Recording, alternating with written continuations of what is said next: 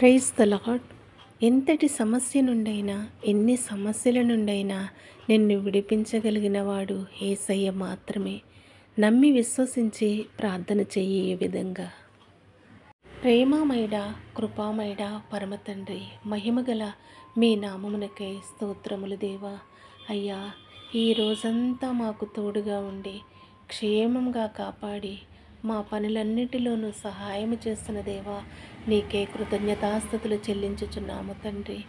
ఈ రాత్రి ఎవరైతే సమస్యల్లో ఉన్నారో వారికి సహాయం చేయండి ప్రభువా.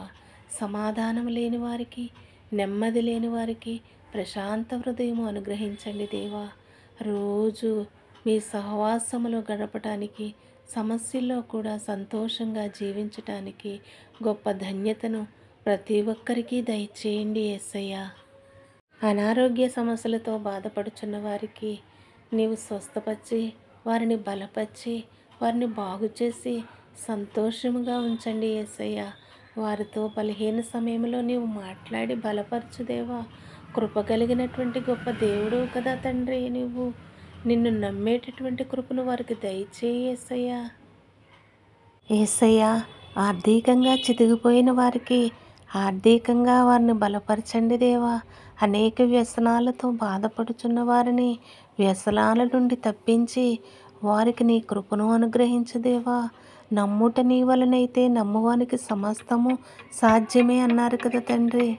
రాజులకు రాజుగా మేఘాలపై రానయున్నటువంటి మా యేసయ్యా, మీ నామములో ప్రార్థించుచున్నామయ్యా. ఉద్యోగాలు లేని వారికి ఉద్యోగాలు దయచేయండి అయ్యా. వివాహాలు కాని వారికి వివాహాలు దయచేయండి.